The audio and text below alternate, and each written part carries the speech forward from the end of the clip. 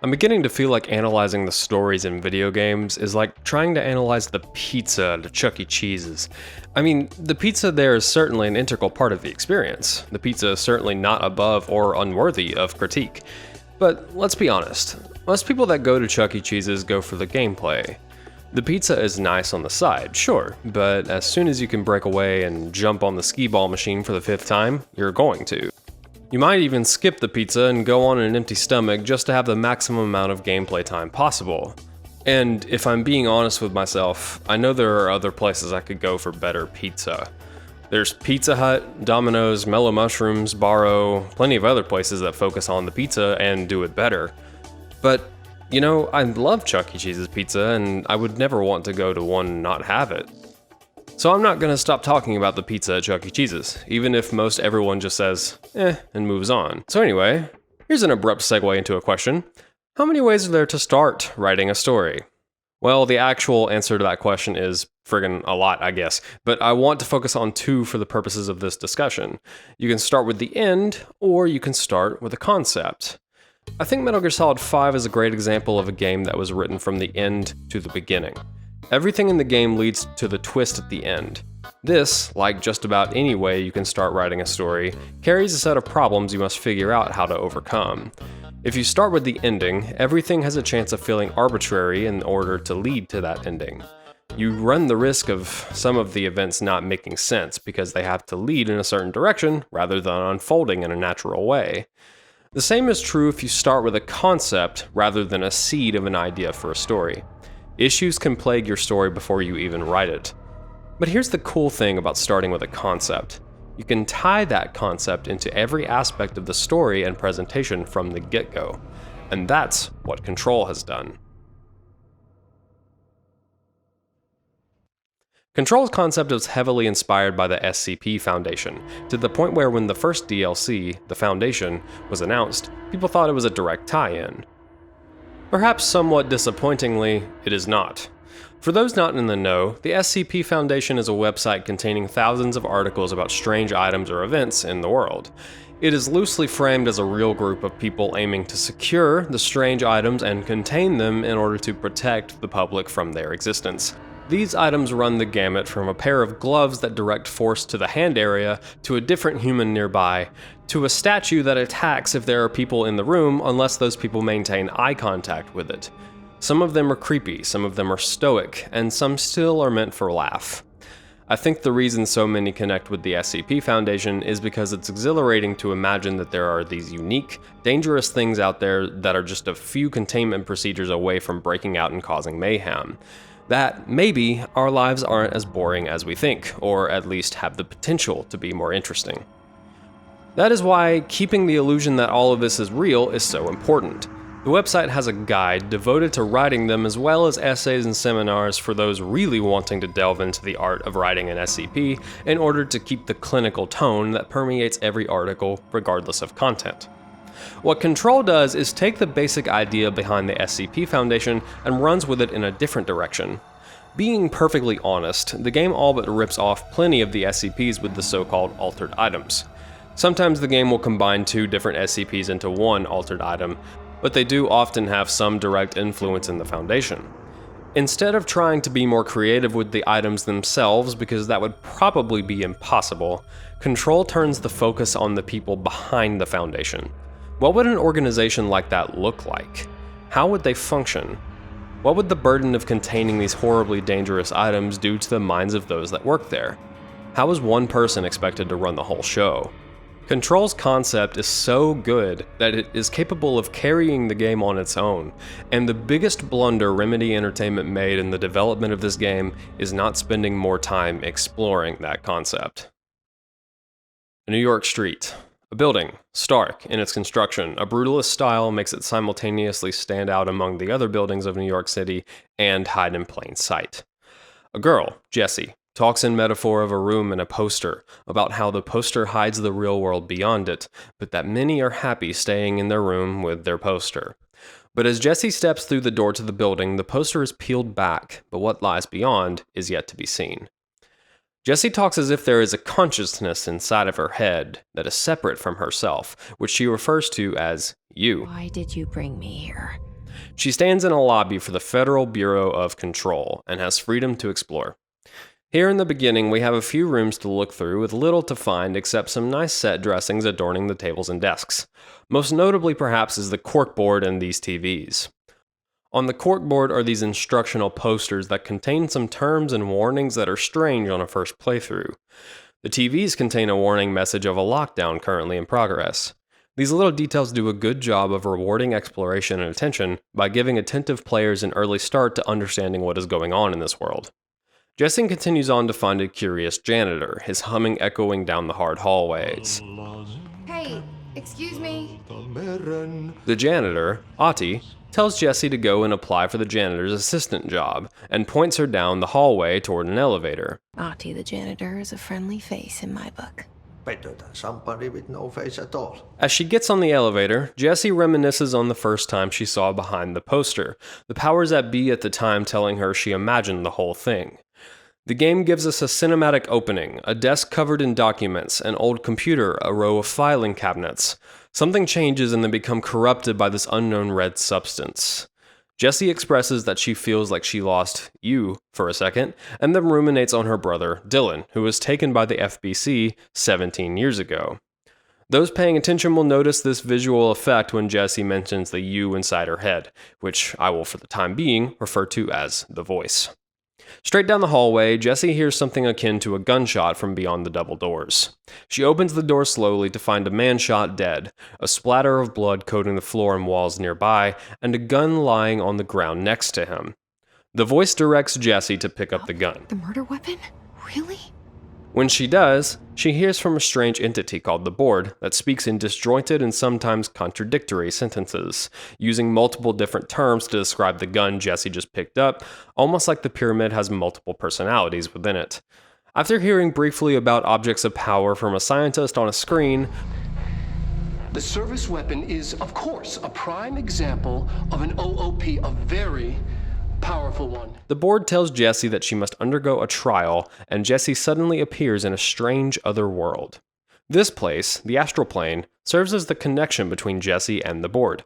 Jesse tests out her new gun before getting sent back to the Bureau, where she hears the voice of the dead man currently laying at her feet echoing around her mind. Duty as director. Keep the Bureau safe. Stepping out of the office, Jesse is greeted with another presence that attempts to burrow into her brain. You can't let this happen. You can't let this happen. You can't let this happen. You can't let this happen. The voice seems to do something to combat this possession. Jesse moves down the hall, hearing more from the dead man who wants her to cleanse control points, and she enters a sector called Central Executive, where she gets into her first boss fight. Is the Hiss your enemy?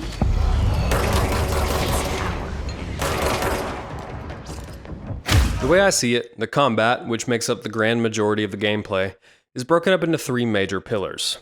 First is movement. Jesse's moveset is fairly basic, even by the end of the game. She can move freely, dash to move more quickly, she has an evade that comes with a liberal amount of invincibility frames, she can jump with X, and later by holding X after a jump, she can levitate higher in the air for a set amount of time. The somewhat interesting thing about the levitate ability is that you can, at any point during the ascent, release X to halt the ascent. I say this is only somewhat interesting because the game does almost nothing with this fact. Avoiding attacks from enemies requires that you stay on the move, as one of the tooltips on the loading screen will handily tell you after you die because you weren't moving enough. Most attacks from enemies come in the form of hit-scan weaponry, which the enemies have no capability of leading their targets with, making avoiding a simple process of moving sporadically and hoping for the best. Using cover also helps, as can be seen in this clip. In fact, it seems that if the enemy doesn't have a clear shot on the center of mass, they won't take a shot at all, at least in this case. Other attacks come in the form of homing rockets, timed grenades, random debris propelled at you at an incredible force, and sniper rifles, all of which are considerably harder to dodge and can lead their target, and usually require that you make use of the evade ability. More on defensive options later. Now let's talk about Jesse's main offensive option, the service weapon. At the beginning of the game, you only have access to one form of this weapon, a pretty standard pistol, but later you can expand it to be a shotgun, a charged sniper rifle that pierces through enemies, a charged 3-shot burst rifle, a grenade launcher, and a machine gun, and you can have 2 of them equipped and ready at any time. The gun is powerful in any form, and deals increased damage by hitting the enemies in their weak spots, usually the head, and is indicated by this large red X over the reticle. The caveat to the service weapon is that it has 1 pool of ammunition between both equipped forms, and it takes time to recharge. Thankfully, the game gives you other tools to use while you wait for the ammo to come back. The third pillar of gameplay is the abilities that you acquire as you go. On top of the defensive movement abilities described before, you get Launch, which allows you to pick up just about anything not bolted to the ground and propel it at high speed at enemies, dealing serious damage to shields as well as health. Seize allows you to take control of enemies when they are low on health, Pokemon style, and have them fight by your side for a short time. Finally, Shield is another defensive ability, and it works exactly the way that it sounds. These abilities give more strategic options, but the caveat here is similar to the service weapon. All abilities except Levitate draw from your energy pool to work, which also recharges over time. Yes, that includes the dodge roll-like ability Evade that you use to avoid most non-hit scan attacks. This forces you to pay attention to your energy bar, and if there are enemies on the field that require Evade to avoid, you must conserve at least a small amount of your energy so that you don't end up face tanking some of the more powerful attacks the enemies can use. The existence of these 2 time recharging systems means that you are constantly switching between the service weapon and your abilities, while also keeping track of how much energy you have and you need should something go haywire. It's a good system, and babying both of these bars plus your health makes it always interesting as the game throws different combinations of enemies at you. Speaking of health, the only way to recover it is to pick up these health elements that drop when you hurt or kill enemies. This lends an almost Bloodborne-esque feeling to the game, in that you will probably be more successful if you keep moving and maintain aggressive tactics, even if your health is dropping to uncomfortable levels. Keeping track of where the enemies you kill are is also important, as the health elements don't respawn and won't pick up if you are at full health. Knowing there's a pile of health elements somewhere in the arena is important should you find yourself in a sticky situation. So that's the good of the gameplay. The bad is in the exploration of these mechanics, as well as the way the progression is structured. Everything I just described is how the game feels and plays for the entirety of its runtime. There are ways you can augment these abilities that I will discuss later, and there are different service weapon forms you can experiment with, but the basic format is there from beginning to end. These pillars are only 3 feet tall, because once you start climbing them, you'll already be at the top. New enemy types are introduced regularly in an attempt to keep things fresh, but in general the game doesn't do a great job of challenging your strategies or forcing new tactics, even when it tries. For example, these flying enemies are resistant to the launch ability because they can also use evade for the most part. If you quickly ready up a second launch and fling it at them, they won't be able to avoid it, and forcing them to evade makes them drop any items they had queued to launch at you. This is an incredibly strange design choice that makes me wonder if they just didn't want to alienate people who really latched on to launch, and it's not the only example of half-hearted decisions. Secondly, let's discuss progression. The game has a linear story progression path with no deviations. Just to make this perfectly clear, there is literally nothing wrong with this, and I actually think this game in particular might suffer if it was less linear. But as for abilities, the game curiously borrows a Metroidvania approach. You gain abilities as you progress. Some of them are optional, some of them are not, and none of them can be gotten early or out of sequence in any way. Just for the sake of clarity and contrast, Dark Souls gives you all the abilities available right from the get-go. Same with Witcher 3, or if you want an example of a bit closer to Control style, Uncharted, another third-person shooter, doesn't introduce new abilities as rewards for progression. For comparison, Super Metroid and Hollow Knight both give abilities as you explore and progress, and they use those abilities to fuel further exploration and progression. The strange thing about Control is that the game doesn't use these abilities to fuel progression. I can count on one hand how many areas are locked off by the ability Levitate, and I'm not gonna count the areas that require you to get the mold immunity because that quote-unquote ability only has one function and does nothing for gameplay. To that extent, Levitate is the only ability in your moveset that unlocks more areas. The problem with these facts is that the game borrows the flaws of the Metroidvania style of progression without gaining the benefits. One big flaw Hollow Knight has is that it takes too long to give you all of the abilities available, and the game can't challenge the player knowing that they will have all of the abilities even at the end game. This is fixed somewhat well in the DLC, but it still stands. Control has the same fault. It slowly divvies out all of these abilities, but fails to fully challenge you in using them all, partially because some of them are completely optional, and partially because by the time you get all of the abilities, the game is basically over. Maybe Remedy didn't have any intention of building challenges off the full range of your abilities like Hollow Knight does, and that all the challenge would be in the enemy variety and boss fights, but then that begs the question, why doesn't the game just give you the abilities from the start? Because here's the linchpin, the reason why I put this discussion here so early in the game. The first time I played this game, I died more to this boss than I did to any other boss in the game, including the late game optional ones. I don't have footage unfortunately, so you'll just have to take my word on it, but this largely happened because I didn't know what the game wanted from me yet, and I didn't have major abilities that could have helped me out. It was hard for bad reasons. The game didn't do a very good job of preparing me for this sudden difficulty spike. I died enough times, I began to wonder if I was doing something wrong or I was missing something major, but I wasn't. My second time through, I beat it on my first try, but watch this footage. I wouldn't consider this simply a difference of skill. I'm manipulating the AI to not shoot at me by standing in certain places. Maybe that means that this boss in particular is just poorly designed, but I'm of the opinion that it, and the whole game, would be improved by giving access to the abilities from the start. Consider this. What if False Knight was the most difficult boss in Hollow Knight? How dissatisfying would that be? Because that's basically what's going on here. False Knight is difficult on a first playthrough because the game is forcing you to learn certain concepts before you move on, but by the time you finish the game, you have grown as a player to the point that you can beat False Knight easily without needing the abilities you get later on. Again, I don't feel this footage proves that I've grown as a player, I've just learned how to manipulate the AI. Hollow Knight fails in some ways related to progression, but its difficulty curve is solid. So many games nowadays seem to have an inverted difficulty curve, one that looks like this instead of like this, control included. If dev teams spend so much time working on gameplay, fine-tuning it to a perfect sheen and shirking the story along the way, then why can't they have satisfying difficulty curves that ramp up rather than down, whether they have drip feed ability systems or not? Once the battle is taken care of, Jesse cleanses the control point, just like the dead man told us to, and we meet Emily Pope, the head of research at the Bureau. She tells Jesse that she is the new director. Jesse coins the term the Hiss to describe the enemies, Warning. And just like that, my name for it is official. and Pope tells her to try and cleanse the floating bodies of the corruption. She attempts to, but the Hiss is burrowed so deep that removing it kills the host. Talking to Pope some more, she tells Jesse of Dr. Casper Darling, the previous head of research, who is currently missing. He invented these machines called HRAs, which protect people from the Hiss. Jesse relays that the previous director, Zachariah Trench, told her to find something called the Hotline. Pope tells her where to go.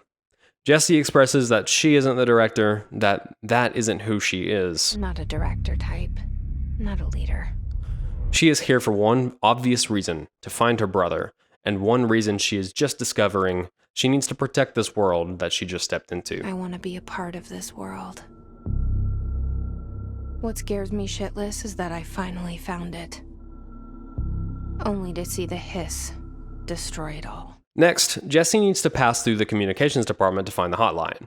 After leaving Central Executive, the first place she comes to is Dead Letters. This area of the building is reserved for letters that come in, which most likely don't have any significance to them. They are dead in a sense, but archiving them could prove useful. An individual by the name of P. Bartwell is responsible for Dead Letters, as evidenced by this letter that can be found in the area. I'm going to discuss this in more detail later, but I will be characterizing each new area we get to because they all have interesting and unique purposes, which helps to give the oldest house a sense of life. Moving through Dead Letters brings Jesse to the communications department, the area from which all, communications are handled. From there, Jesse finds herself in pneumatics, the source of the power for the tube distribution system, but things are strange here. Jesse is being accosted by something flinging rocks and debris at her from across the room. Snaking her way around, she manages to discover the source of the attack, a floppy disk, which she cleanses, finding herself again in the astral plane. It's like the channel's been changed. The board's in charge here. They're pyramids in the Bureau seal. Are they really the ones pulling the strings? I'm not their director. I'm no one's director. After getting to know her new power against an onslaught of hiss, Jessie moves onto the mailroom, pretty self-explanatory this one, finds a clearance card to get in, and finds inside a nasty hiss, flying around and hawking huge rocks at her. This is the second boss, and it's pretty tough too, largely because, as I explained earlier, the primary way to dodge enemies using launch against you is to use evade, which we don't have yet. He's also a flying enemy, meaning that the ability we just got, launch, is less effective against him. We just learned how to use the ability and the game is already throwing something at us that encourages us not to use it. Why? I don't know. It's really strange to me. Moving on, Jessie comes to a room with a drop cord hanging in front of her. One pull of the cord reveals a sign telling her that the rule of threes applies. This is the Ocean View Motel and Casino, a space between spaces. From a gameplay perspective, the Ocean View is sort of a puzzle break from the action. You hit the bell on the desk to open one of 3 doors until you find the solution. Each time you come here, you'll have to do something different, like lining up the orientation of the items in each room or turning off certain items. Eventually, a set of keys will appear, and you will use them to open the door labeled with an inverted pyramid. Moving through this space, Jessie finally comes to the hotline, an object of power that allows her to speak with extraplanar entities like the board and Trench. My management team. These people know the secrets of the Bureau as well as I do. Some even better. Darling, Tomasi, Salvador, Marshall. Marshall especially, my head of operations. She sees right through me. Jessie heads back to talk to Pope about what just happened. Pope tells her that she needs to lift the lockdown in order to get down to the research sector where the head of operations, Marshall, is. Jessie agrees to some tests and decides to figure out how to override the lockdown, but before that, we unlocked some fun stuff that we should discuss. Firstly, we finally got ability points to spend. The tree looks like this, and is mostly percent increases to health, energy, or damage. It's boring, to say the least. That doesn't stop me from being excited anytime I have enough to buy a big upgrade, but percentage increases are rarely as interesting as, say, something like Hollow Knight's badge system that is primarily used to augment abilities in order to fit different playstyles. There are a few ability augmentations, but most of them are just increasing the capabilities of your abilities rather than changing their function. Most notable is the ability to grab and launch rockets and grenades, seize more powerful enemies, and ground pound after a levitate. These are decent, but don't add the gameplay, zest that I'm looking for. Let me be clear, the game feels good enough that it's fun to play, even if each individual piece of the game doesn't exactly live up to its potential or inspire great regard. The way it all works together is certainly exhilarating most of the time. I just feel it could have been exceptional instead of just great. Next up is Astral Constructs. This is where we create new forms of the service weapon to expand our arsenal. My favorite combination is the Grip and the Shatter. My second playthrough I outfitted the Shatter to the point that I hardly had to use Launch if I didn't want to. Speaking of outfitting, you can also craft mods to slightly change different aspects of your gameplay. Weapon mods affect your service weapon, and personal mods affect Jessie herself. This is a little more like the badge system from Hollow Knight, but it, again, is mostly percentage increases to certain stats. Finally, we unlock board countermeasures. These act almost like daily quests that you complete to gain new mods or components to construct mods. Most of them require you to be in a certain sector of the map, like the executive sector, research, etc. On my first playthrough, I thought this was really strange. I ended up not doing many of these because of that restriction. On my second, I realized why they did this. See, there are 287 collectibles in the base game. I found around 150 or so by the end of my first playthrough. These countermeasures are designed in such a way that they get you exploring old areas, finding all kinds of new collectibles as you go. Learning more about the lore is a system that feeds into itself. It doesn't really work for me, but I wish it did because the collectibles are all incredibly interesting in this game. But I'm going to talk about that more later. Anyway, let's get on with the story. On her way out, Jessie hears singing coming from down the corridor toward the elevator. At the behest of Ahti, Jessie heads down to the maintenance sector. On her way there, Jessie stumbles upon the merry-go-round horse, an object of power bestowing to her the evade ability. Finding Ahti, Jessie tells him that she needs to clear the lockdown, and Ahti gives her a tangentially related job.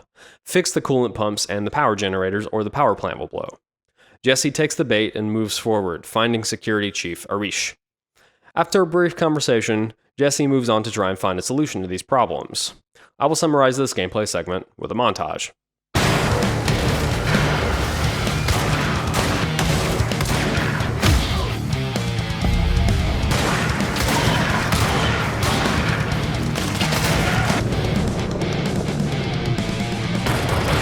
My old enemy, the Glock, is blocking our pipes. He is very clever. He's trying to sneak in. He got caught with his hand in the fist.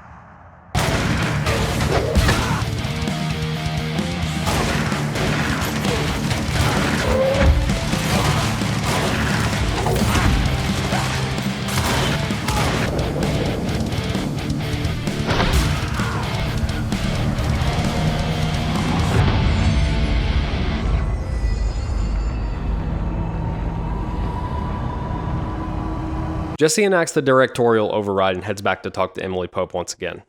Jesse tells her about her hometown of Ordinary, how her brother was taken by the Bureau, and the Voice, who she calls Polaris. So, Polaris is kind of weird to me. When I first played this game, I was pretty obsessed with games that invite the player into the world diegetically. I mean, I still am, I suppose. Undertale is a great, easy to point out example of this. The player and the player character are two different entities, and the game uses that fact to great effect at certain points. So when Jesse started throwing the "you" word around, I got pretty excited. What kind of fourth wall breaking story was I in for? Well, to spoil the ending of Polaris' arc, this is not the case. It is an entity, a living organism of a considerable mass. Polaris is an entity completely separate from the player, capable of responding to Jesse and directing her around, capable of making decisions. Jesse refers to it as a she, and she is present well before the game starts and the player takes control. I feel like this is a missed opportunity. What if one of the buttons on the controller was dedicated to making this visual effect happen, sort of like the response mechanic from Observation? Then you could make it to where Polaris doesn't embody Jesse unless you are playing the game. Maybe even have the player play a flashback to when Jesse first experienced Polaris' effect to solidify the relationship. She's already called the guiding star. What better guide for the main character than the player? Yet, I'm also willing to admit this may be just me wanting the game to do something it didn't want to do, but it also leads you in that direction with the use of the word "you." Strange. The test that Pope ran resulted in a match, with two records, one of a P6 that Jesse thinks might be Dylan, and one of Hedron, which Pope thinks is related to the Hedron resonance amplifiers. Either way, Marshall is the next best lead on how to proceed. Do you feel it? Something's coming. Pope gives Jesse a key card to get to the research sector, and she heads off.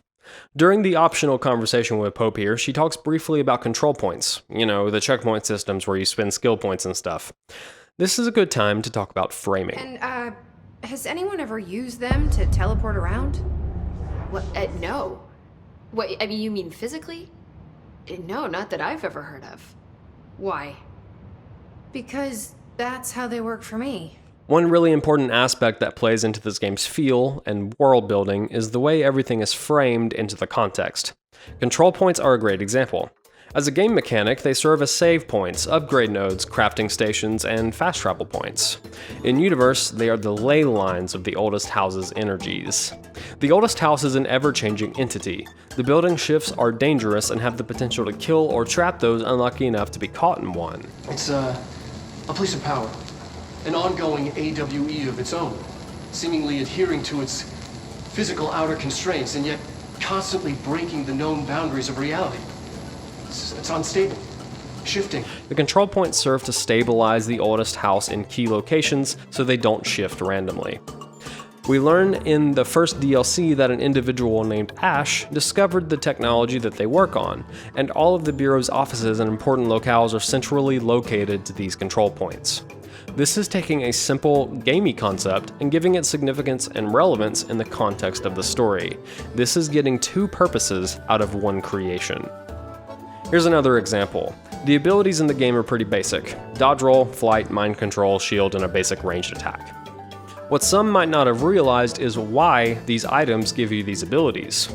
The floppy disk gives you launch because the disk itself contains the launch codes for Soviet nukes. The safe gives you shield because it is keeping itself safe. Duh. Not all of the abilities make sense given the backstory of the items, at least not to me, and that may be by design, but the important thing is that there was an attempt to frame these gaming concepts in a more interesting light.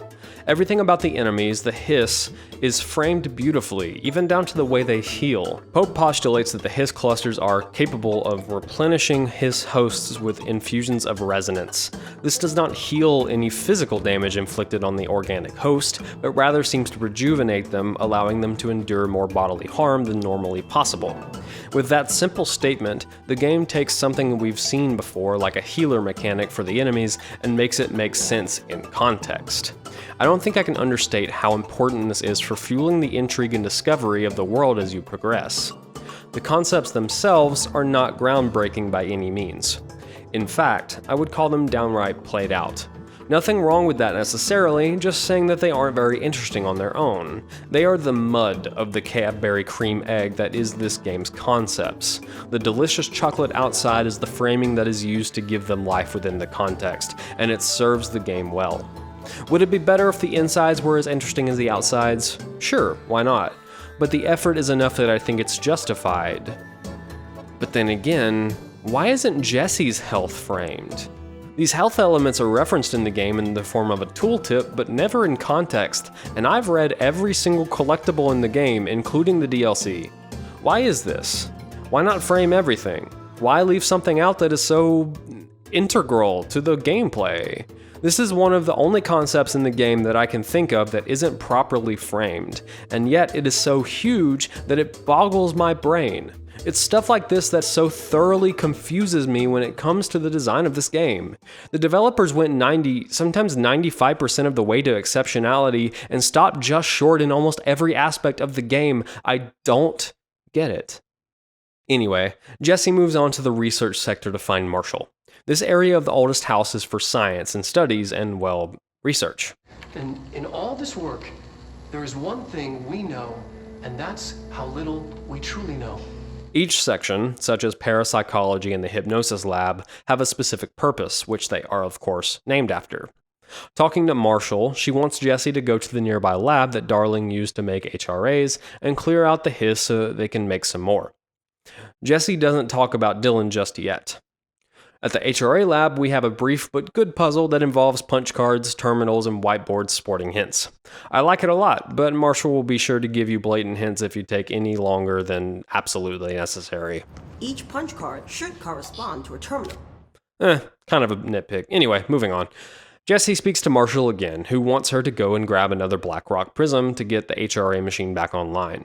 Jesse asks about Dylan, and Marshall responds with a demand to get her job done first, then she'd tell Jesse about Dylan. I knew this was coming. Lives are at stake here, and we need this machine working to save those lives. Once that is done, Director Faden, then we can talk. A common complaint against a lot of games nowadays, especially those with an open world, main quest, side quest structure, is that the main quest often feels like it has no urgency when you can just go futz about for hours on end doing random side crap that doesn't matter as much. A few good examples would be Fallout 4, in which one of the DLCs allows you to start a missing person manhunt while in the middle of a missing person manhunt for your own son, Skyrim, which simultaneously tells you that dragons will inevitably destroy the world and that you can go pick flowers for days if you wish, and Shadow of War, which will put the ending of the war on hold for as long as you wish to grind through orc loot dispensers. This is something I think a lot about. Does fixing this require a complete overhaul of the way we structure open world games? Does the main quest side quest structure even make sense when your main quest is so important or urgent? But how do you keep players engaged across a 40-hour game without one single through line tying it all together? Well, Control is actually an interesting case because, in my opinion, it succeeds at both sidetracking the player and keeping its main quest feeling urgent and important. In a lot of games, this whole "go do this so I'll tell you where Dylan is" thing would feel like filler, but it actually works here. Firstly, it works because Jesse is frustrated by it. She's right. As much as I don't want to admit it. The internal monologue we get from her shows us that she is just as annoyed by all the surprise jobs and sidetracking she is having to go through as the player might be. And that is really important. That, however, isn't enough. Geralt is frustrated by this. The main character in Skyrim can be played as being frustrated by this. This isn't exactly a unique thing. Referencing the sidetracking and how annoying it is isn't new to this game. What makes this game work? I have two more observations that I think play into this. Jessie is frustrated by the sidetracking, yes, but what else does she do? She realizes that, even if all she wants to do is find her brother, she needs to help those people. I'm the only one who can help. Fine. I'll get the prisms first. For a couple reasons, even. She expresses that she wants to protect this world, that she is finally happy and feels at home in this place, and she wants to do this stuff because she knows it will be good for this world. The second reason is that she knows it will be good for Dylan himself. This is a Category 5 OOP we're talking about, and if we don't contain it soon, it will tear the Panopticon apart. And we don't want all those altered items getting loose, ma'am. No, trust me. Dylan's in there. Open the door, Langston. I'll handle it. This is huge. Like, huge, huge. The writers of this game went that far with it. The Panopticon. Dylan's close. But that object of power might wreck this place before I find him. Jessie is enough of a fleshed out character that she is able to think of the results of her actions reaching out 1, 2, 3 steps beyond herself, and it makes her feel much more real than a character who just says, "Sure, I'll do it, but I'm gonna brood while I do." The final factor that makes the sidetracking good is the time frame that this game takes place in. This game's story is very tight, and while we don't know exactly the time frame, one can assume based on the way the events play out that it is less than 8 hours or so. This fact means that you can leave side quests alone without them feeling like your absence has stalled time in relation to them, and you can spend time doing side quests without the main quest feeling like it's lost its dramatic edge. You can beat this game in probably around 10 hours with minimal side questing, and that's probably the max amount of time that actually takes place across the game. A few hours worth of side questing isn't going to destroy your immersion in the main quest. Obviously, not every game can adhere to these 3 elements, but I think it's remarkable how well Control pulled this off. While we're here, let's talk about the side quests. They're mostly good, which is of course a bit of a rarity. Many of the side quests involve either objects of power or altered items. That fact alone makes each one captivating enough that I actually wanted to do them before I finished the game. Notably, 3 of the abilities, Evade, Shield, and Seize, are tied to side quests and are completely optional. They aren't far off the beaten path, so ignoring them is largely foolish, but it's neat that these side quests feel like main quest content. That being said, I don't love that these abilities are optional. This means the game can't guarantee that the player has them, and therefore, the game can't reliably challenge them in the use of these abilities. This is the same problem Hollow Knight has, but again, unlike Hollow Knight, these abilities do nothing to aid in progression or exploration. They are simply additions to the moveset and probably should have been required or even standard when the game starts. The most interesting altered item side quest is probably Fridge Duty. You find a man staring at a fridge, begging for help. If the fridge ever isn't being looked at and given attention, it goes postal and kills anything around it. You have to leave him for a while, but eventually you come back to relieve him, determined to figure out why the fridge is behaving in the way it is. It didn't show murderous tendencies in the past based on the case files on it, so there must be something else going on. Before you can get in the room, the man loses his composure and stops watching the fridge. Jesse? The fridge is doing something! When we enter the item, a being known as Former shows up and we must battle him. I wish this battle was better because the build up to it is really great. The problem is that his stab attack puts holes in the ground that, if you fall in, you have no chance to recover and immediately die.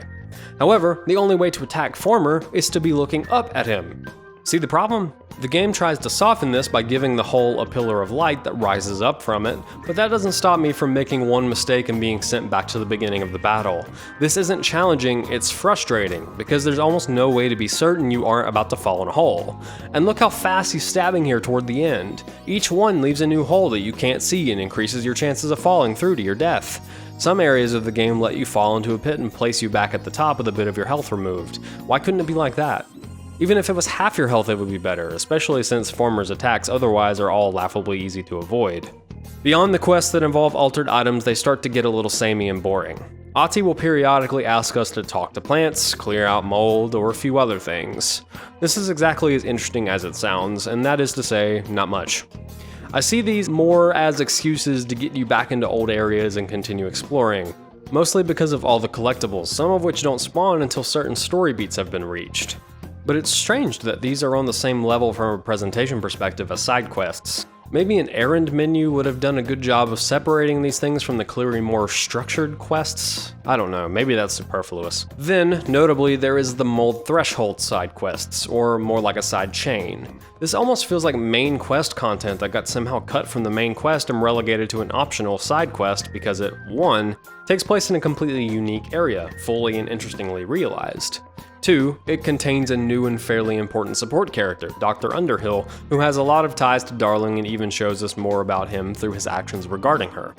3, it further establishes and develops the mold concept that creeps all over the oldest house and, in Underhill's opinion, is actually more of a threat than the Hiss.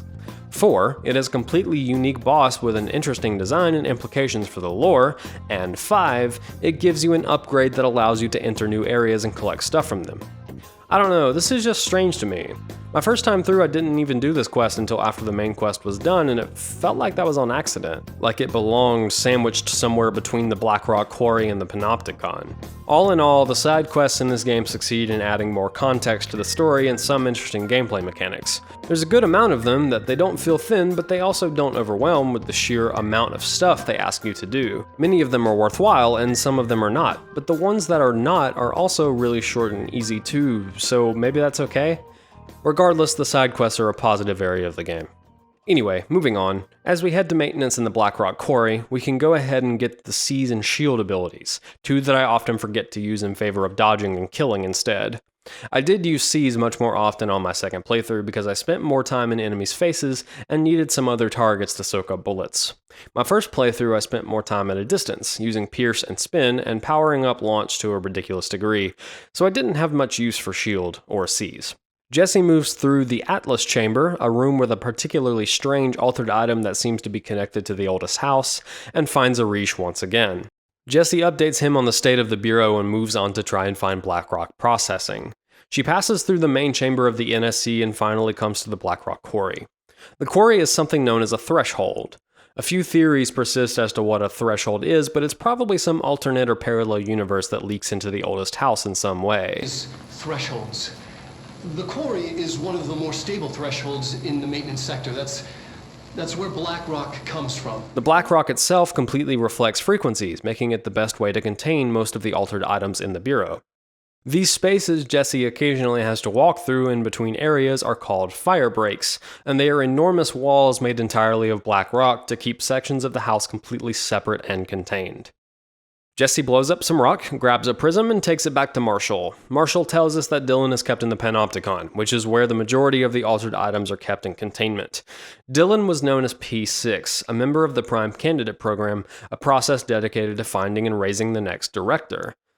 Jesse decides to head to the Panopticon, which means that Jesse needs to pay her first visit to the containment sector. Moving through it brings her to the Panopticon proper, where we meet Frederick Langston, the supervisor of the Panopticon and a generally strange man. He tells Jesse that she can absolutely go see Dylan, but an object of power, the Banikoff TV, is running amok and needs to be taken care of. Jesse agrees and presses into the Panopticon. The Panopticon is an interesting place because it is home to so many altered items, many of which are referenced in collectible documents elsewhere in the game. Knowing the story of these items, knowing that they've done weird or dire things, gives this place a real sense of pressure and heaviness. It's like the feeling of walking through a graveyard, the sense of dread you feel when you think about all of the past lives that inhabit it. That's the feeling the Panopticon gives off, because the game took the time to characterize all these ridiculous items, and I think it's really good. As Jessie moves through the Panopticon toward the rogue TV, she is stopped by none other than Salvador, his corrupted and ready to put up a serious fight. Particularly attentive players may notice that this is the second member of Trench's management team that we have had to kill to move forward, and in fact, the order that they are presented to us earlier in the game is this: Darling, Tomasi, Salvador, Marshall.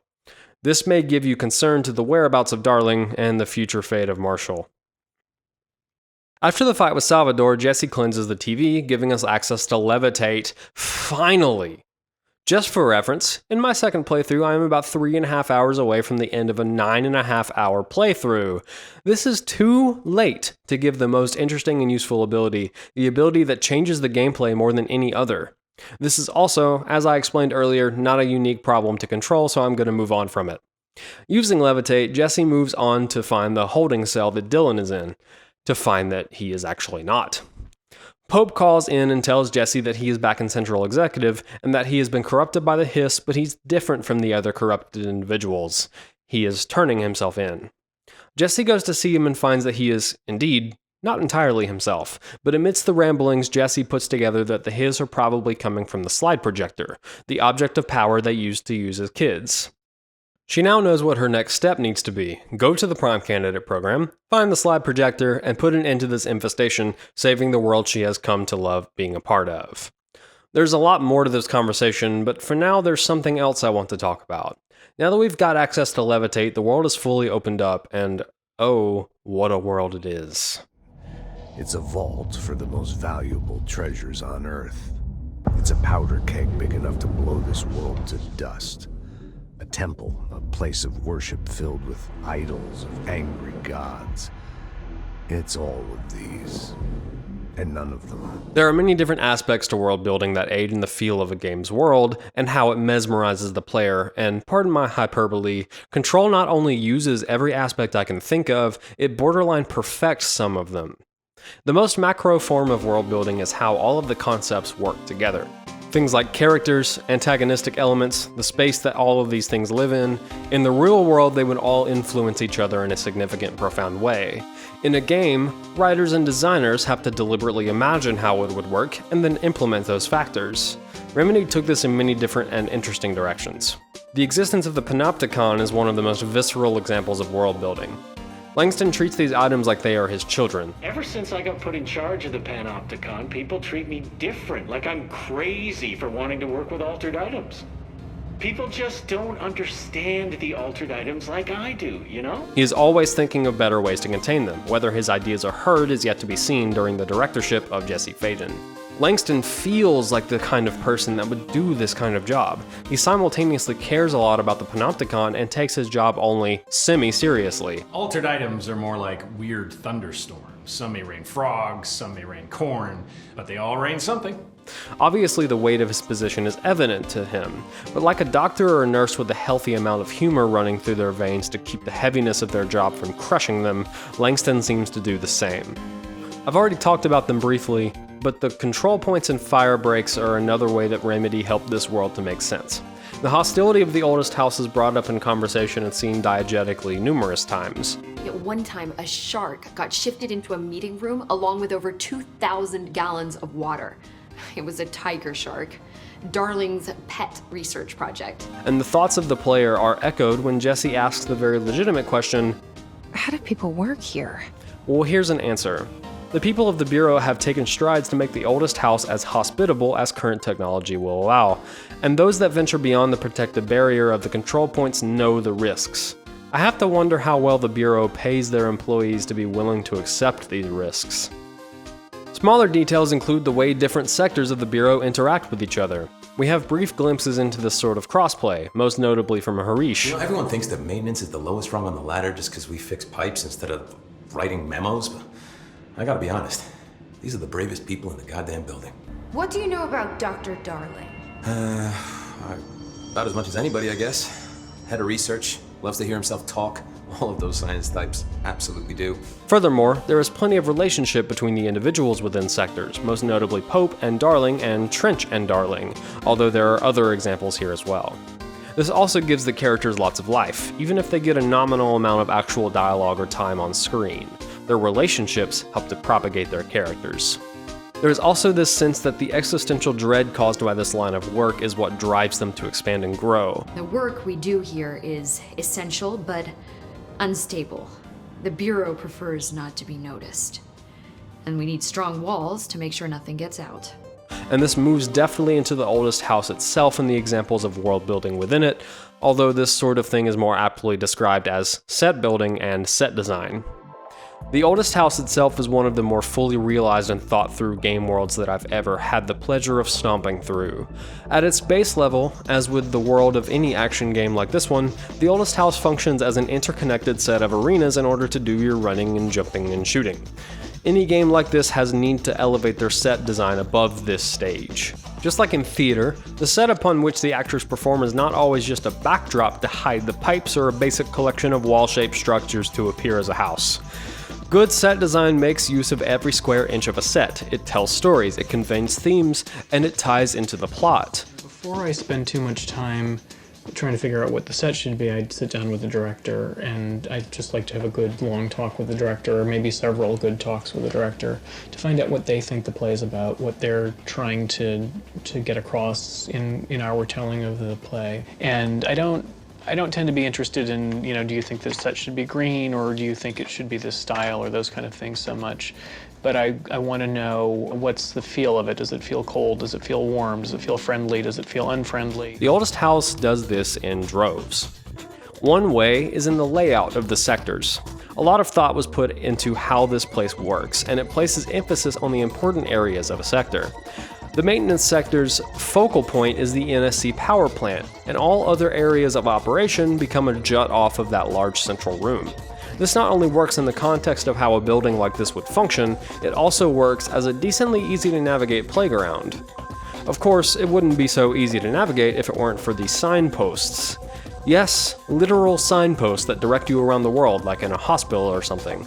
I didn't realize exactly how well these were implemented until my second playthrough, in which I counted around 5 deliberate openings of the map in my entire run. The rest of the time I just visually looked around the world and found my way myself. And this is all in a game with no waypoints, no quest markers, and no breadcrumb trail. The game's world is so well thought out that a simple collection of signposts at junction points is almost always enough to navigate. This, again, makes the world feel so much more alive and realized because I'm not staring at this or something like this. I'm navigating the way I do in real life, with my eyes and my ears, and there's something really special about that. Now, to be fair to most other games, the scope of this game is so much smaller and tighter than most AAA titles that this solution isn't universal. I wouldn't expect something like Skyrim or whatever to be bettered by removing quest markers entirely and just putting signs all over the dang thing, especially when many of the areas you were going to, like dungeons and caves, wouldn't realistically have a sign denoting them. This is less a discussion on potential solutions to the quest marker issue, and more a discussion on the positives of a more focused scope. Control takes place in one fully realized place, giving the devs a much smaller canvas upon which to paint something incredible. And amidst the larger conglomeration in this painting that is the oldest house, there are minuscule brush strokes that must not be forgotten. I call these set dressings.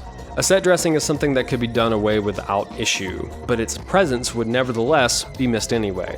Something like a chair that a character needs to use in a scene is not a set dressing because it has to be there per the script, but a set dressing would be more like the clocks on the wall that are never mentioned, or the newspaper sitting messily sprawled across the table. The importance of set dressings may seem nominal at first, but I want to stress that, in set design, nothing is on accident. If you see a light switch or a certain book sitting up on a nightstand, those things did not magically appear there. Someone spent time looking at the scene, looking at the script, trying to find the perfect set of individual pieces to place strategically across the stage to make the set feel real and lived in, and it requires a serious attention to set dressings. The people who are building the set is really a collaboration with me as well, and all of those people need to have a sense of what I want as a designer, because I can't be there dealing with every little detail of all of it. I need to have a team of people who kind of understand my taste and says it works almost like a symphony, that everybody's doing their part and it all comes together to create something that's coherent. A set doesn't feel real because of all the important things you see, it feels real because of all the unimportant things you don't see. The oldest house is the same way. Walk into any room and you are likely to find things that, really, don't have to be there, because they serve no direct purpose in either story or gameplay. Take, for example, this vending machine that I saw toward the beginning of my playthrough. How many people do you think noticed this? I don't know for certain, but I would wager to say not many. Does it aid in gameplay? Well, no more than any other item that can be launched at extreme speeds at enemies. Does it aid in the story? Not really. So what purpose does it serve? Well, I found this snack machine that is no doubt copy and pasted throughout the oldest house right at the beginning of my second playthrough. Had I found it on my first, there are two things that it could clue me into. One, it looks old. It has that wood against metal look that is present in many old technologies. Without coming right out and saying it, the game is already planting the seeds for the idea that the oldest house rejects modern technology. 2, everything inside it is generic. Now, what exactly this says about the Bureau is unknowable, but at the very least, it says that the Bureau cares about very tiny details, even down to the stuff inside the vending machine. If this one specific vending machine wasn't there, I don't know that I would think it odd. But if all the set dressings, these posters, these TVs, the warning signs, the rooms with no purpose, if all of this were removed, the oldest house wouldn't feel real anymore. It wouldn't feel lived in. It wouldn't feel worked in, and this game would be significantly less captivating for it. So, Jesse needs to go to the Prime Candidate Program, a section of the house dedicated to raising up potential directors for the Bureau. Along the way, Trench mentions that there is a P7 as well as the P6 we already know about. I wonder who that could be. Yeah, short story even shorter, P7 is Jesse. This is kind of like a twist, a super obvious one at that, but the good thing is that the game doesn't rely on this twist in any way. It can be a nice draw drop moment, but overall the time between us hearing that there is a P7 and the P7 being revealed is not long enough to make me think the developers thought they had some kind of groundbreaking twist on their hands, so it works just fine. Jesse discovers the existence of an entire area dedicated to her hometown of Ordinary, and if the projector was going to be anywhere, it's there. Jesse eventually finds it, discovering a replica model of her town. Seeing a section called Ordinary Dump Site, she decides to look there. It's not there, unfortunately, but she discovers that Darling created a new area for this purpose, dimensional research, and she's going to have to move through something called the Ashtray Maze in order to get there. If you try and move through it at this stage, you were just sent through an endless loop of rooms that spits you back out to this lobby area, so Jesse has to go find Ahti first to figure this out. Ahti gives her his cassette player, and we take it back to the Ashtray Maze to make it through. While Jesse stomps her way through the maze, let's talk about tone. Take control. Take control. I think tone is something often forgotten about in game discussion. Maybe that's because tone is difficult to pin down or has a fairly esoteric impact on the overall feel of the game. Tone, like anything else in game design, is a tool to be used well or poorly. Most games, media, anything really, tries to find one particular tone and stick to it. Whether that be the melancholic loneliness of Hollow Knight, the boyish optimism at the face of danger in Kingdom Hearts, the oppressive desperation of Dark Souls, tone helps to add a layer of cohesion to an experience, like a layer of frosting over a cake. It gives designers a clear focal point to aim for. If the content you're creating feeds into the oppressive atmosphere that is central to the game's tone, then the content will fit with the rest of the experience. Control does not do this. Control has 2 or 3 different tones that it flip-flops between actively. On the one hand, you have creepy, dark, depressing. On another, curiosity and discovery. And on the third hand that grew out of Control's stomach due to spending too much time inhaling mold fumes that won't stop high-fiving the other 2 hands is the campy, energetic, bombastic, and fun tone present in sections like the Ashtray Maze. This is a bold move for any medium to take, to deliberately go against any design convention and do something different. It is also a move that must be made, in my opinion, in order for media to move beyond what was previously thought possible. A lot of great movies and TV have strange tonal indifferences, like the scene of The Dark Knight where Joker is doing this. Another example I really like is the musical interlude scenes in The Umbrella Academy.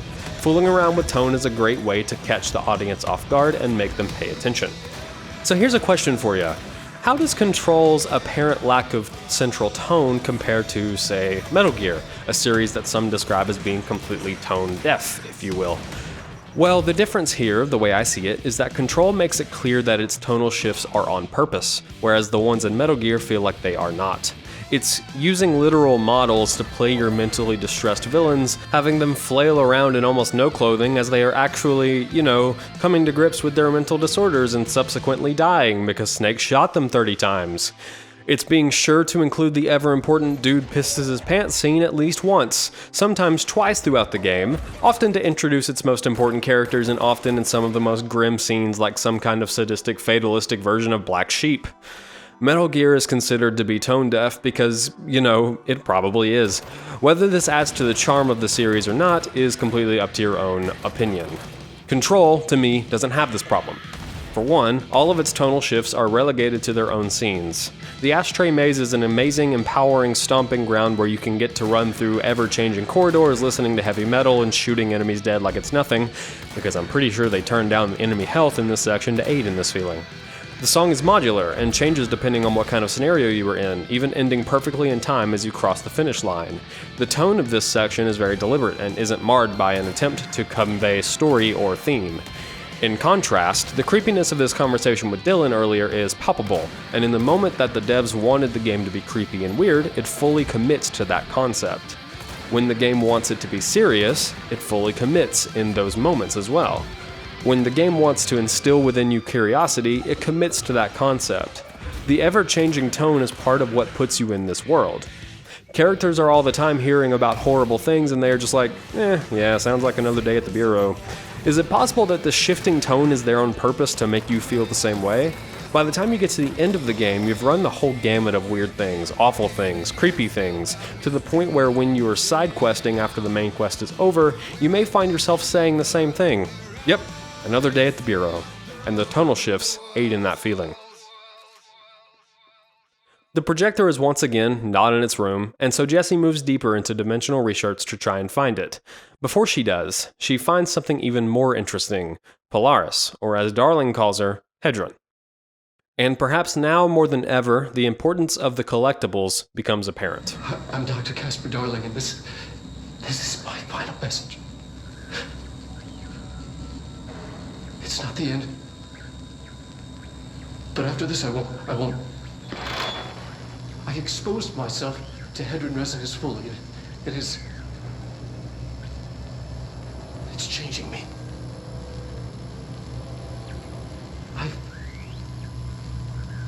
I see you.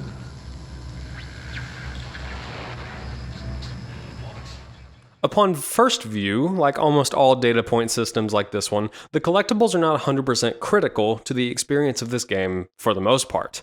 Many games will have entire characters locked away within these sorts of data point systems, whether they be cassette tapes, audio logs, or journal entries. Control does this, but it manages not to fall into many of the pitfalls that most of these games do with these systems. Speaking first of the written collectibles, they are, impressively, written mostly by someone you know from the game, like Emily Pope, Marshall, and Underhill. The amazing thing about this is that they are written with such a critical eye to tone that they read like these characters speak. Perhaps the easiest examples to see it with is Pope's assessments of the Hiss combatants that are auto-dropped into your inventory. Many of these devolve into a pseudo-random string of cascading questions, which you can hear numerous times in dialogues with her. How did something so large get out of the astral plane? How did it get inside the oldest house? Did a threshold bring it in? Did people? Maybe through the motel. Maybe it was always here. Doubtful.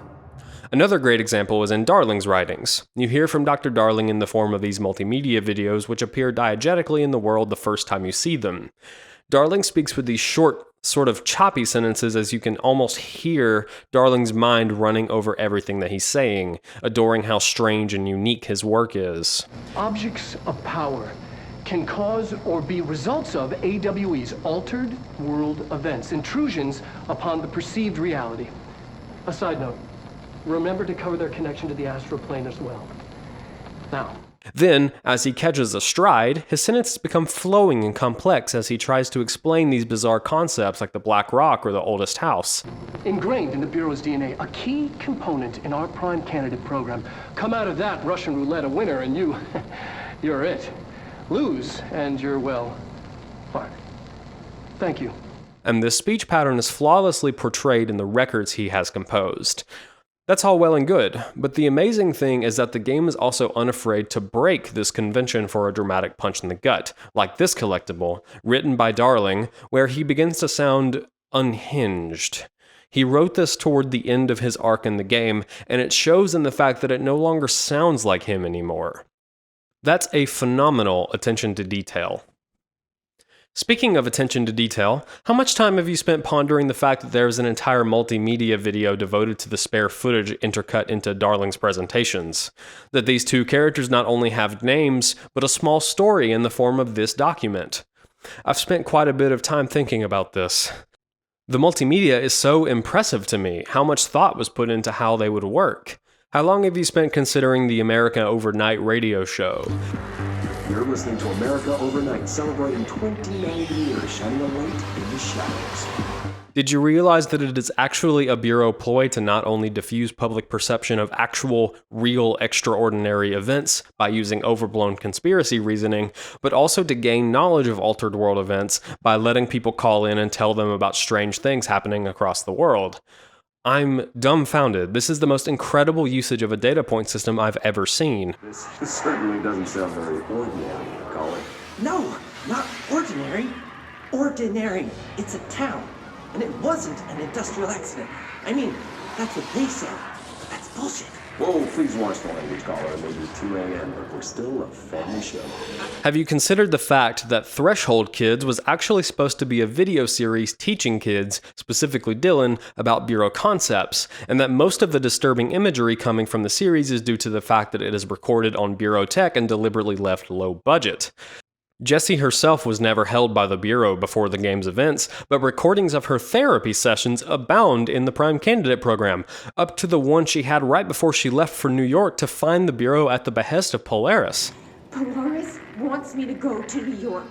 There's a building there. I have to leave soon. I have to be there at a very specific time. Something hugely important is going to happen. Jessie, you know we can't let you go until you're well. And that begins by understanding what's real and what's imagined. If there was a morsel of detail that could be wrung out of this concept, Remedy found it. Common complaints against systems like this, especially those mostly composed of audio logs, consist of the following statement. Who's holding the microphone? In my Metal Gear Solid 5 video, I made the ever-compelling point of who cares, but let's say for a moment that this is indeed a problem worthy of throwing against these systems. Control not only has everything I've mentioned, but it also doesn't fall into this pit like most games with a system like this. This is because Control frames every single one of the 412 collectibles in a compelling way that justifies their documentation. You needn't look much further than the section and subsection names. You have research and records. Everything in this section falls into one of those two categories. Then there is case files. Everything here is either a document or supplemental material on an object of power, an altered world event, or an altered item. Then there's correspondence, and within that bracket is the official and non-official sub-brackets, each with a different style. Official correspondence reads like a government document or a formal request, whereas non-official correspondence reads more like an informal email. And before you question why these informal emails are printed out, consider that the oldest house rejects modern technology outright. The typewriters littered about answer that question. Then there's multimedia, and this is the most broad section, containing audio interviews, Darling presentations, Threshold Kids, and even some musical tracks you hear throughout the game.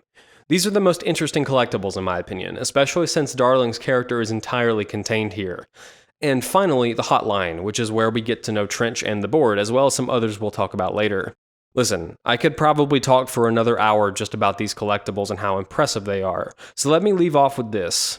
Control borrows many elements from modern gaming conventions. This can be both good and bad. Even at this point in the video, I've presented how this can be both good and bad in different situations, but as for the collectibles, Control takes something that has become obligatory in video game storytelling and does it, bar none, better than any other video game ever has, and you can fight me on that. Really?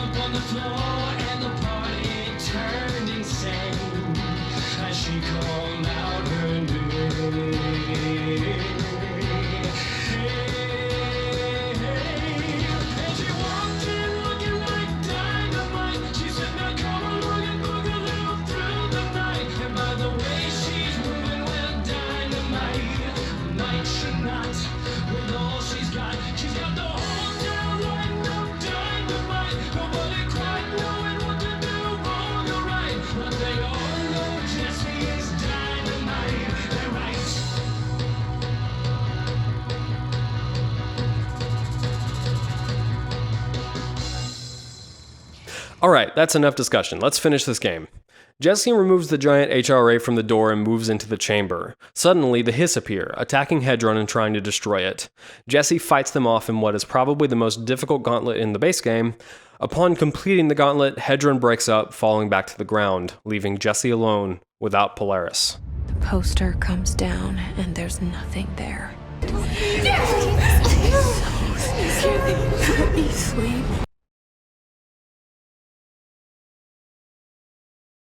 You are a worm through time. The thunder song distorts you.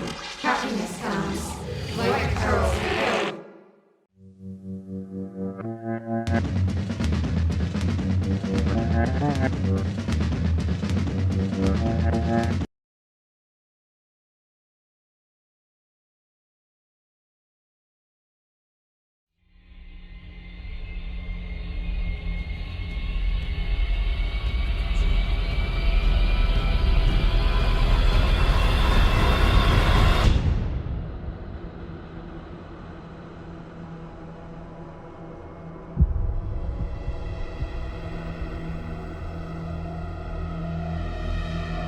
Federal Bureau of Control, how may I help you? I need those field reports typed up and in management's hands first thing tomorrow. The Bureau's the best at what it does, protecting everyday Americans from foreign threats. Jesse is trapped in limbo. It seems to me that this is what the Hiss does to people that get corrupted. Perhaps this is Jesse's biggest fear realized. She is a no-name office worker that has to work diligently, all the while getting yelled at by everyone she meets. She isn't important. She isn't wanted or needed. She isn't the director. The only way to move on is to complete one of these quests and then pick up Director Trench's mail and deliver it to him.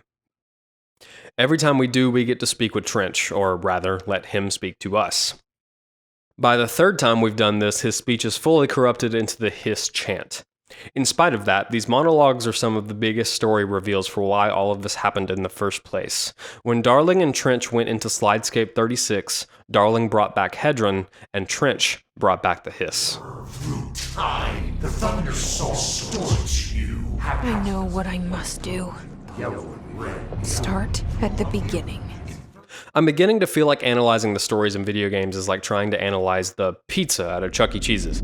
I mean, the pizza there is certainly an integral part of the experience. The pizza is certainly not above or unworthy of critique. But let's be honest, most people that go to Chuck E. Cheese's go for the gameplay.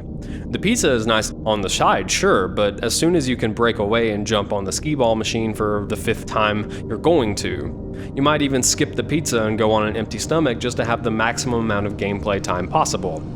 And if I'm being honest with myself, I know there are other places I could go for better pizza. There's Pizza Hut, Domino's, Mellow Mushrooms. Wait a second. Didn't I already do this? Why would I bother spending time talking about Chuck E. Cheese's when I could be talking about video game stories? I love video game stories. I firmly believe they have more potential than any other medium. And that's why I do this. That's why I won't stop doing this. This is my mess to clean up. My fight. No one else's. I am the director. When she finally grabs the gun and puts an end to this nightmare, Jesse gets a call on the hotline from Dr. Casper Darling, telling us that Hedron was only a catalyst of a force, not the force itself. He wants Jesse to go to his office and put an end to this. Jesse moves through the Ocean View Motel one more time, finding herself in Polaris once again within its walls. She is then pushed to the nostalgia department to cleanse the slide projector and finally finish this war. This final gauntlet is really just a shooting gallery. The board gives Jessie more power as she goes through the astral plane, so the enemies aren't even as difficult as they have been in the past. Something about this feels like cut content to me. There is no final boss, just this enemy fodder gauntlet that's easier than the enemy fodder gauntlet we did earlier when we accidentally killed Hedron. It's like the ashtray maze, but without the campy energy, and it leaves you with a, is this it sort of feeling when it's over. Granted, that isn't solely the reason the ending falls flat here. At the end of this incredibly presented, chock full of intrigue journey you and Jessie have taken together, here's the denouement you get.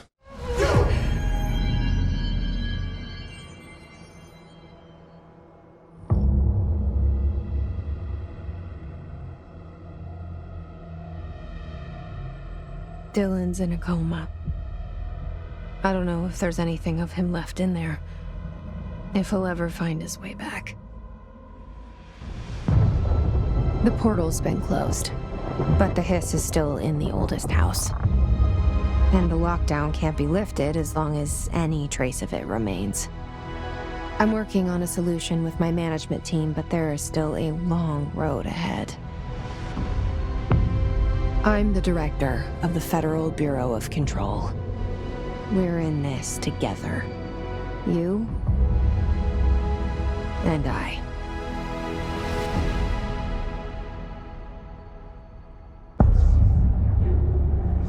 Think it's weird how quickly I'm moving on from that ending? Yep, that's about right. Before we get to the full-on analysis, let's discuss the DLC briefly. Long story short, the DLC is disappointing. Short story long, the first expansion came in the form of a free update called Expeditions. This put a new altered item, the Jukebox, into Central Executive, which you can use Jukebox tokens at, given as rewards for powerful enemy kills and as a new craftable item. The Jukebox takes you to a place similar in design to a blend between the Astral Plane and the Black Rock Quarry. You go here, do a handful of challenges, and then leave with your rewards. Do these and you gain more ability points to get more powerful, to get new, better mods to get more powerful, to gain more ability points to do what exactly? It really seems to highlight the lack of an endgame to me. Sure, there's some in-game side quest bosses, but to my knowledge all of these can be done prior to the end of the game anyway, and none of them gave me any trouble at this point. If you just really love the gameplay, then I can see this as just more of it, more that never ends, but I just don't see a purpose. After that, there were two paid expansions in the form of the Foundation and AWE. The Foundation came out first, but I played AWE first, so I'm going to talk about it first to make a point. AWE throughout Control stands for Altered World Event, but in the context of this DLC probably stands for Alan Wake's Entrapment or something. This is the Alan Wake show. Who is Alan Wake, you say? Well, Alan Wake is a game released for Windows and the 360 back in 2010 and is the first game in the Remedy Extended Universe. Oh man. I'm not the biggest fan of the new Connected Universe fad. Thanks, Marvel. It can be neat if it's something you are interested in and devote yourself to experiencing fully, but in any other situation, all they do is confuse and upset people. In the case of Control, Alan Wake, and more specifically, Bright Falls, the town the game takes place in, is mentioned in a few data points in the base game. Absolutely nothing wrong with this because it doesn't get in the way of the experience of this game for those that don't know or don't care about a different property that just happens to be made by the same company. In case it wasn't obvious, I'm not a fan of Alan Wake, and by that I mean I probably would be, but I've never played it. So for the first DLC that I played after leaving the game for a little while, my critical brain ready to take notes on every detail because I knew I was making this video to reveal almost nothing about the story or characters in Control, well, it wasn't a great reintroduction to the game. Thankfully, I still had the Foundation to look forward to, which did it better but still not great. I can't imagine how I would have felt if I had played AWE second, like most people probably did. Jessie is beckoned by none other than Alan Wake through the hotline to get on the elevator and go to the defunct investigations sector. We get a cutscene involving Alan Wake and this other guy, and if I'm being completely honest, I have no idea what these two are talking about. Jessie enters investigations to find that it is 1, deserted, and 2, home to a terrifying shadow beast called Hardman. Hardman is the main thrust of the progression through the DLC. You go to one of 2 areas, find him, fight him, and then on to a third and final area for the final fight where you beat him. The first two areas can be done in any order, the Fra Mauro AWE and the Eagle Unlimited AWE. Both of these have an interesting side quest tied to them. One involves trying to find an item for an entity that speaks in garbled English, and the other requires you to touch these items in a certain order to recreate the auditory story this train car went through. Take your pick as to which one I like more. The third area is a replication of Bright Falls at the time of the AWE, and I bet that's a really neat thing for people that played the game, but again, At the end, the game seems to be hinting at a potential Alan Wake sequel as he is freed from his shadowy prison. Whether that is true or not has yet to be seen. Other interesting elements of this DLC include the arcade machines that allow you to do special challenges and even fight some bosses from the main game over again, and it lets you go through the ashtray maze as many times as you want, which is neat. You get a new service weapon form, which is a sort of a grenade launcher. I spent a little time with it and thought it was a little cumbersome for my tastes. And that's about it for the second DLC. The first DLC was the Foundation. Structurally, it's the exact same thing as AWE, interestingly enough. You go to a few different areas, complete some challenges when you get there so that you can aim your gun at the actual problem.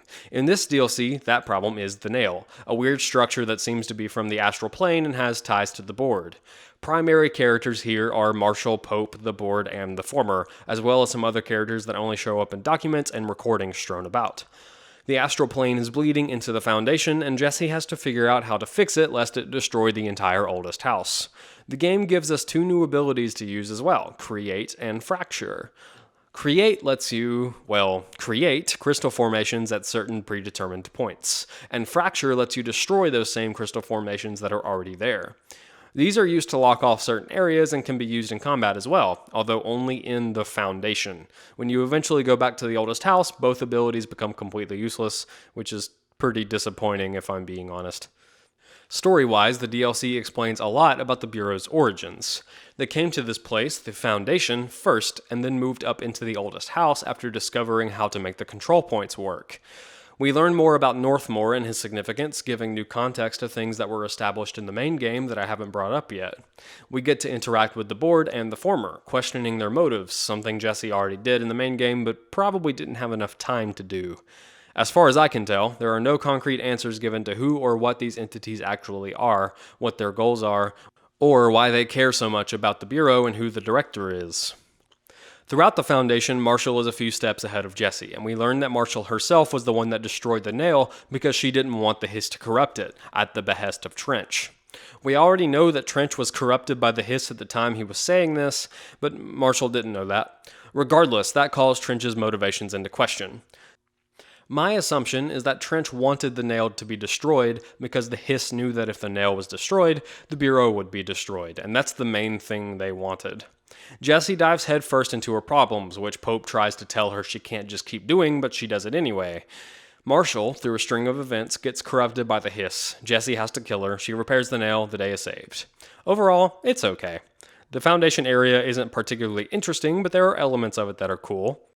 This DLC also houses a really great side quest in the form of Jesse starring in Swift Platform that has the same campy energy that the Ashtray Maze has. Also this. Someone call a plumber. Glad no one was around to hear that. So all told, the DLC is fine depending on what you want from it. If you were looking for an extension of the game with more combat, abilities, enemies, bosses, and challenges, then you'll be happy. Perhaps greatly so. If you were like me and looking for more story content, answers, explanations, or a better exploration of what came before, you will be just as disappointed as I was.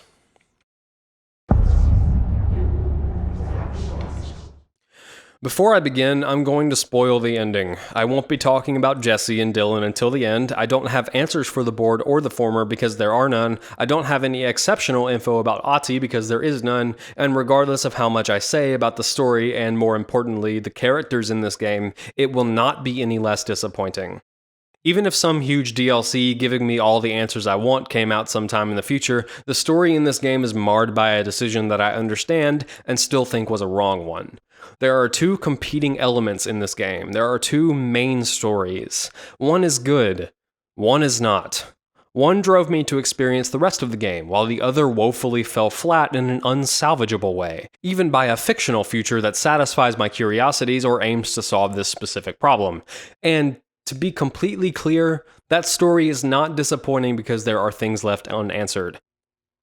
There's even a part of me that thinks it's a good thing that certain things are unanswered. This story is bad because of the way it is told, not because of the content therein. I'm going to press on now and let you figure out which one I think is which.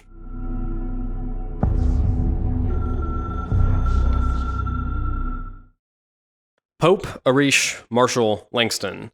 These are the support characters in the game. They largely serve as a window into the Bureau, people that have some knowledge on how things work. It's like this.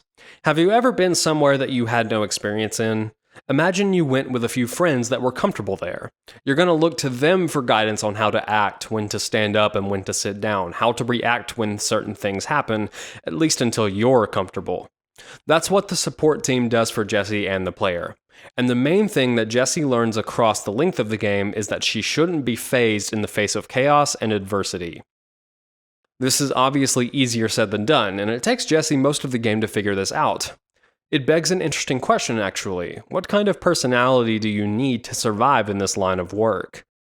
Do the people that work here become desensitized to insanity because they work here, or do they work here because they are desensitized to insanity?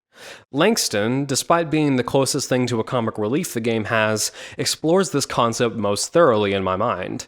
The way he sees the altered items in the Panopticon almost as his children that he must care for is so interesting. The best thing that the AWE expansion did was give us more time to hear from this character, learn more about his mindset and how he deals with the work he does. Things I need to stay focused so I can get my work done and get home to feed Alfred. He's just gonna talk forever, isn't he? Make it home for mealtime, so I have my neighbor check in on Alfred at 7 o'clock if I'm not back yet. She's very nice. Her name is Maria. She's older. She came to New York in the 50s to attend school and has been here ever since. She has a couple of kids. I met them at Thanksgiving. Big family. Very nice people. Anyway, she has a key to my apartment and she gives Alfred his dinner if I'm not home. I'm gonna have to buy her a nice fruit arrangement as a thank you after this. I'm missing a lot of Alfred's meal times. She's probably gonna have to go to the store for more wet food. I'll have to remember to pay her back. Hold on, let me make a note. Pay back Maria for Alfred's food. Obviously, I would have more to say about these characters if the game gave them more screen time. They are, perhaps, woefully underused, but are still quality enough that all that does for me is make me want more of them. You get some of that in the collectibles, but it's not enough for me. This is actually one of those problems that isn't easily fixed. I previously praised the game because it has a tight scope, it takes place over a short amount of time, and therefore doesn't fall prey to the same problems many other games do. On the contrary, this is a flaw because it means we don't get to see these characters doing anything. Pope is always sitting in this room. Arish is around, but never in action. Langston doesn't leave his monitor room. Since the game takes place over a short period of time, there's nothing inherently wrong with this. It just means that we never see these characters doing what they do. Again, this is a complaint that, if the developers took strides to fix, would definitely cause other problems elsewhere in the game, maybe even worse problems than this one. Maybe what I'm looking for is a visual novel or a TV series or something that just explores Jessie's directorship after the game's events, because these characters are good enough to warrant it. Regardless, it shows that any decision in the design of a game has the potential to be both good and bad, and you have to decide if the good outweighs the bad. In this case, maybe I'd prefer it stay the way it is for the quality of the story and side missions to stay intact. I should have seen it earlier. This is my mess to clean up. My fight. Like I said previously, there are two main stories in this game. The story that takes place before the game between Trench and Darling is the first, secondary one, and the story between Jessie and Dylan that takes place during the game is the second, primary one. The Trench and Darling story instigates the antagonistic force of the game and is told through collectibles, conversations with support characters, and talking to Trench directly. The thing about Trench is that he is the reason the game takes place in the most direct way. Upon coming back from Slidescape 36, Trench was corrupted by the hiss and began losing his mind, causing the rift between him and Darling that we hear of from numerous people and collectibles. There's a dichotomy between the Trench we hear from and the Trench we hear of. Here's some things that we hear from Trench. They told me not to go. The director should not put himself in danger. I told them to fuck off.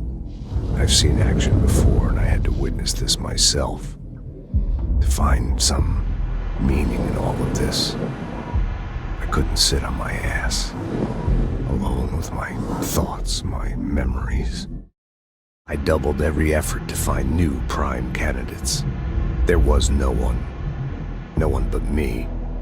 That wasn't good enough. I'm old and weak. I'm afraid.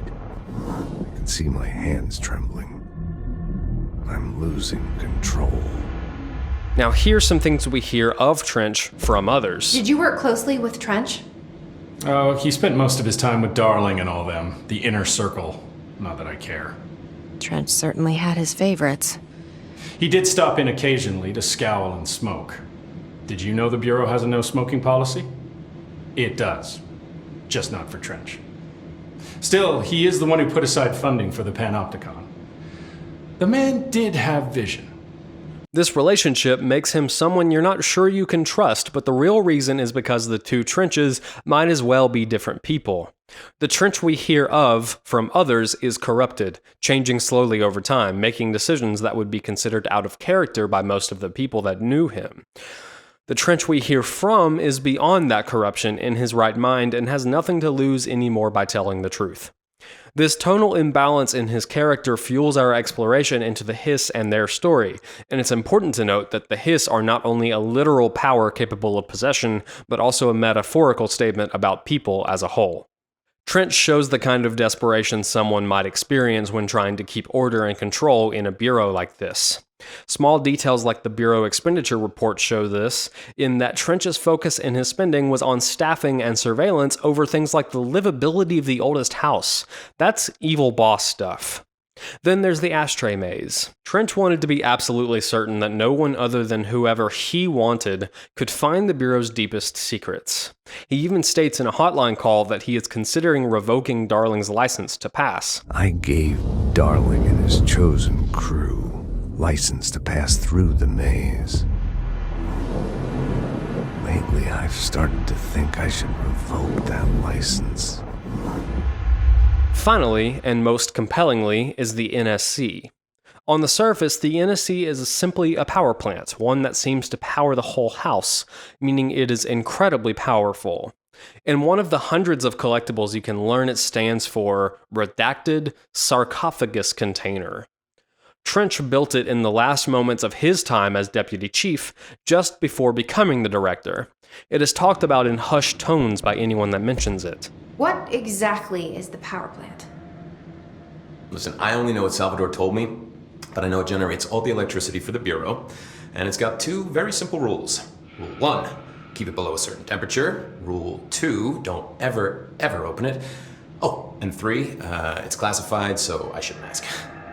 Sounds like secrets are standard operating procedure around here. Oh, yeah. It's all part of the job.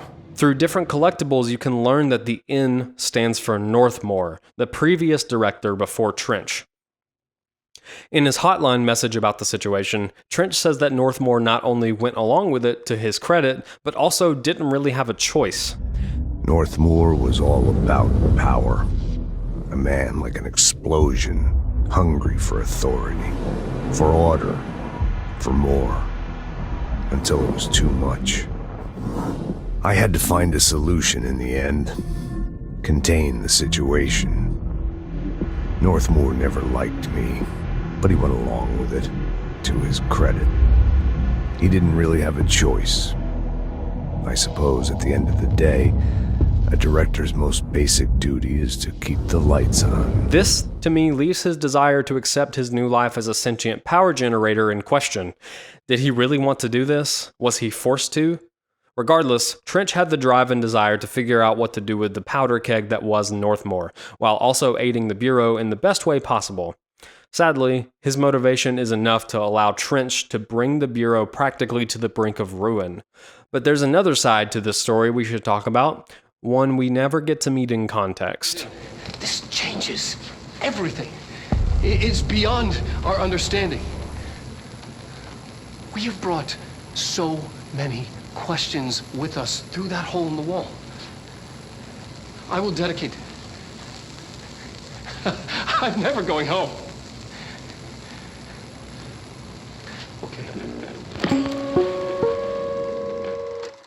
Darling's story has a similar dichotomy between what we hear from him and what we hear of him.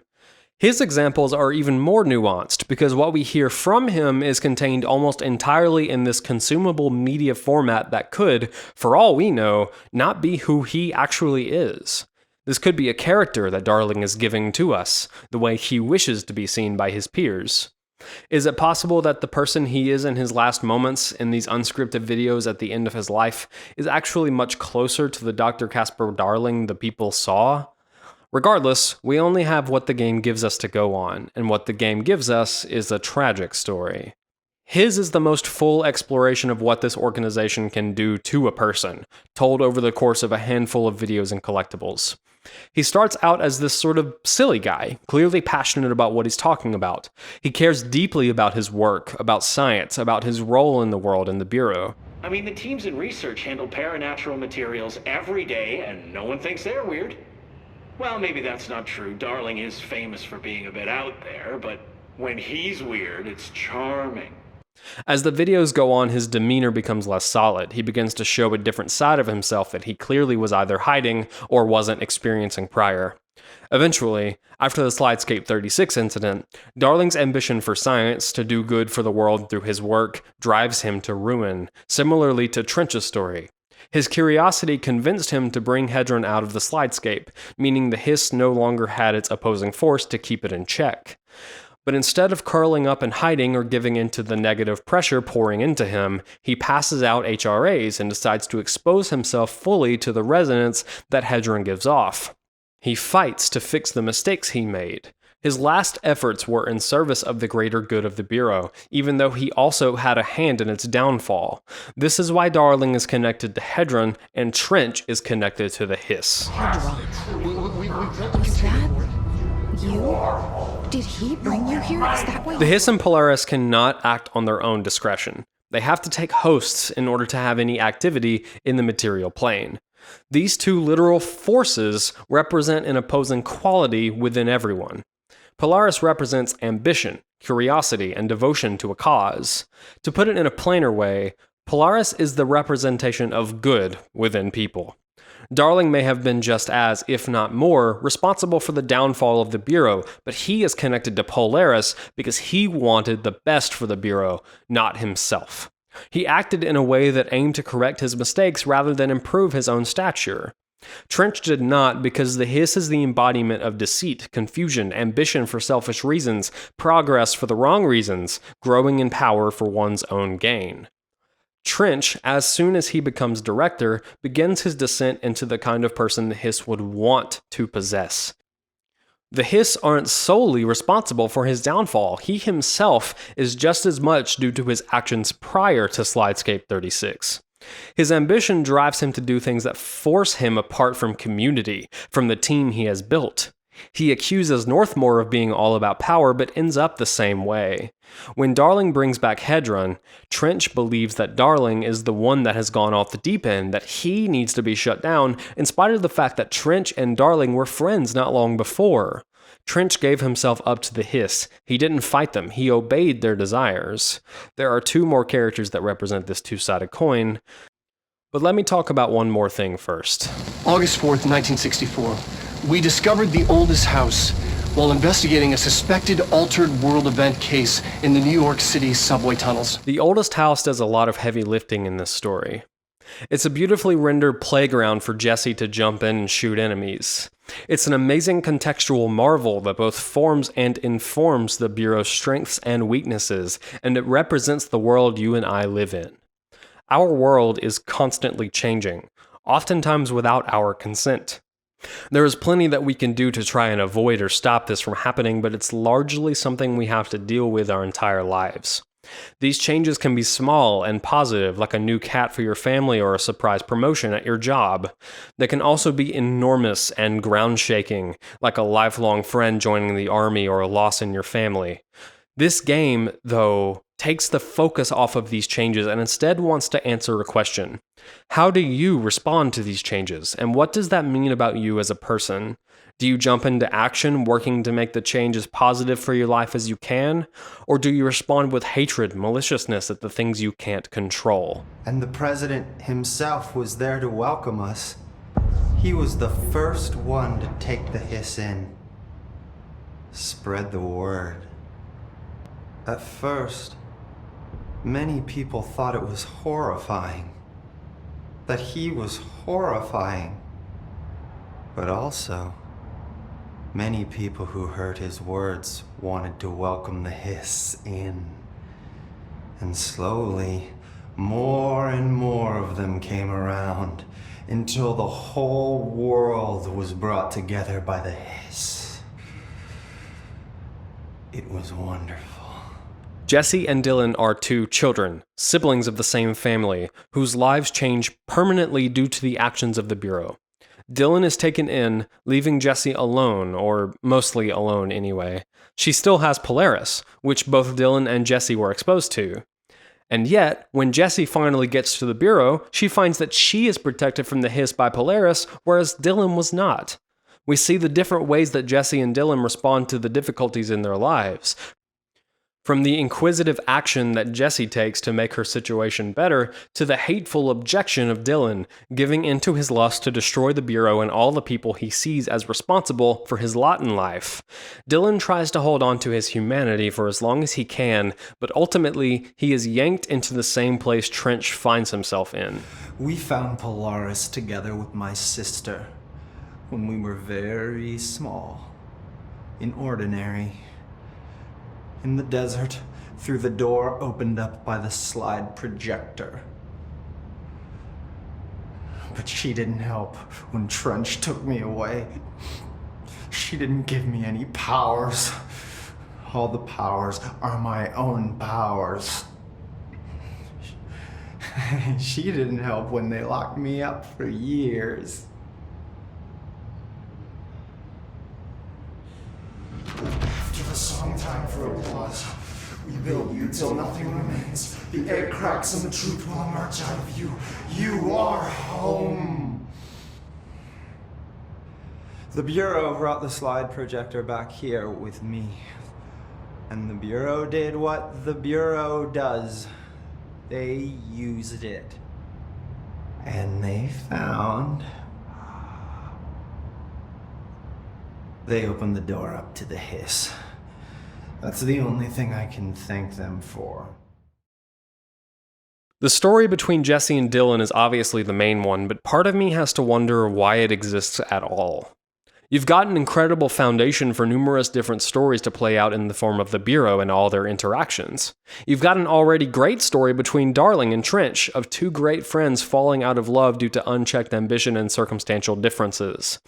Why do we need Jesse and Dylan as well? If I had my guess, it's probably because Jesse needs a reason to get to the Bureau without it feeling contrived. I mean, the outside of the oldest house is deliberately designed to be unremarkable, so Jesse couldn't just stumble upon it. The Bureau is kept in the dark from almost all of America, so she couldn't just hear about it. A fairly important aspect of this game is discovering the world along with Jesse, so it couldn't be someone already established in the Bureau either. The way I see it, there are only two options. Either you could give Jesse a prior connection to the Bureau, which is how it is in the game now, or you could make her join the Bureau the same way a lot of the employees do, by being hired through whatever hiring process the Bureau goes through. The latter option has the issue of Jesse not being unique enough, and that's definitely central to the game's plot. They want her to be special. This whole situation is, admittedly, very difficult to write a story into, and for whatever it's worth, the Jesse and Dylan story had potential. It wasn't dead on arrival. One problem is that we don't get to see Jesse and Dylan interact at all. These two characters are supposed to be siblings, and yet there's absolutely no chemistry there. Granted, this may be by design. Dylan is corrupted by the hiss by the time Jesse finds him. But that doesn't make it any less of a flaw that we don't see them together. We get to hear from each of them a little bit in recordings from the Prime Candidate program, but never together. I would love to know how many people playing this game care about Dylan, or even the story at all. Most of the online discussion I see is just people taking pictures with the admittedly awesome photo mode. There's even an entire subreddit dedicated to it, which is fine. I just feel like a story with so much potential could have been incredibly captivating. I certainly didn't care about Dylan, and based on the way the game ends, neither did the developers. The ending is flawed on numerous levels. Firstly, there almost isn't an ending in both story and gameplay. No final boss or even difficult gauntlet at the end means you might be surprised to find that your main story is over. The final cutscene is possibly the shortest cutscene in the game for some reason.